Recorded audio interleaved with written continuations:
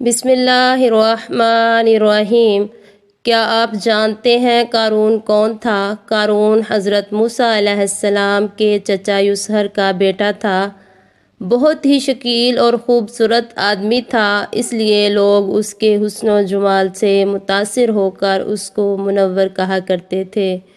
اس کے ساتھ ساتھ اس میں یہ کمال بھی تھا کہ وہ بنی اسرائیل میں تورات کا بہت بڑا عالم تھا اور بہت ہی ملنسار و بااخلاق انسان تھا، اور لوگ اس کا بہت ہی ادب و احترام کرتے تھے۔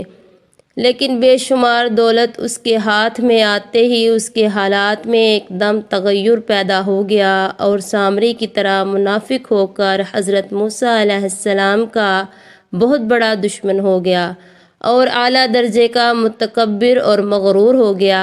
جب زکوٰۃ کا حکم ہوا تو اس نے حضرت موسیٰ علیہ السلام کے روبرو یہ عہد کیا کہ وہ اپنے تمام مالوں میں سے 1000واں حصہ زکوٰۃ نکالے گا، مگر جب اس نے مالوں کا حساب لگایا تو ایک بہت بڑی رقم زکوٰۃ کی نکلی۔ یہ دیکھ کر اس پر ایک دم حرص و بغل کا بھوت سوار ہو گیا اور نہ صرف زکوٰۃ کا منکر ہوا بلکہ عام طور پر بنی اسرائیل کو بہکانے لگا کہ حضرت موسیٰ علیہ السلام اس بہانے تمہارے مالوں کو لے لینا چاہتے ہیں۔ یہاں تک کہ حضرت موسیٰ علیہ السلام سے لوگوں کو برگشتہ کرنے کے لیے اس خبیث نے یہ گندی اور گھناؤنی چال چلی کہ ایک عورت کو بہت زیادہ مال و دولت دے کر آمادہ کر لیا کہ وہ آپ پر بدکاری کا الزام لگائے۔ چنانچہ عین اس وقت جب کہ حضرت موسیٰ علیہ السلام وعظ فرما رہے تھے، قارون نے آپ کو ٹوکا کہ فلانی عورت سے آپ نے بدکاری کی ہے۔ حضرت موسیٰ علیہ السلام نے فرمایا کہ اس عورت کو میرے سامنے لاؤ۔ چنانچہ وہ عورت بلائی گئی تو حضرت موسیٰ علیہ السلام نے فرمایا کہ اے عورت، اس اللہ کی قسم جس نے بنی اسرائیل کے لیے دریا کو پھاڑ دیا اور عافیت و سلامتی کے ساتھ دریا کے پار کرا کر فرعون سے نجات دی، سچ سچ کہہ دے کہ واقعہ کیا ہے۔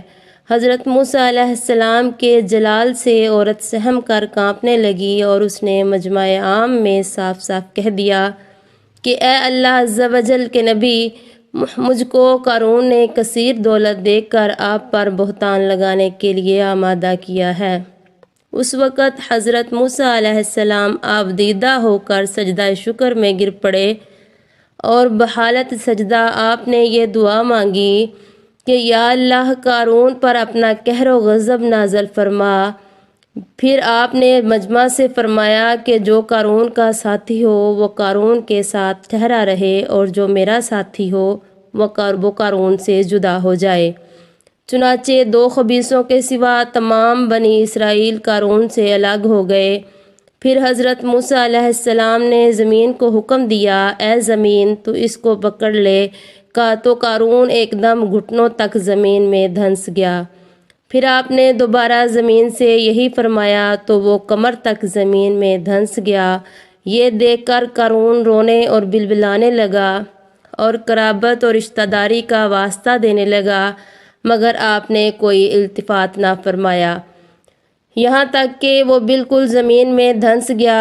2 منحوس آدمی جو قارون کے ساتھی ہوئے تھے لوگوں سے کہنے لگے کہ حضرت موسیٰ علیہ السلام نے قارون کو اس لیے دھنسا دیا ہے تاکہ قارون کے مکان اور اس کے خزانوں پر خود قبضہ کر لیں۔ تو آپ نے اللہ تعالیٰ سے دعا مانگی کہ قارون کا مکان اور خزانہ بھی زمین میں دھنس جائے۔ چنانچہ قارون کا مکان جو سونے کا تھا اور اس کا سارا خزانہ سبھی زمین میں دھنس گیا۔ قارون کا خزانہ، اس کو قرآن کی زبان سے سنیے۔ اللہ تعالیٰ کا ارشاد ہے کہ ہم نے قارون کو اتنے خزانے دیے تھے کہ ان خزانوں کی کنجیاں ایک مضبوط اور طاقتور جماعت بمشکل اٹھا سکتی تھی۔ قرآن مجید میں ہے، بے شک قارون موسیٰ کی قوم سے تھا، پھر اس نے ان پر زیادتی کی اور ہم نے اس کو اتنے خزانے دیے جن کی کنجیاں ایک زوراور جماعت پر بھاری تھیں۔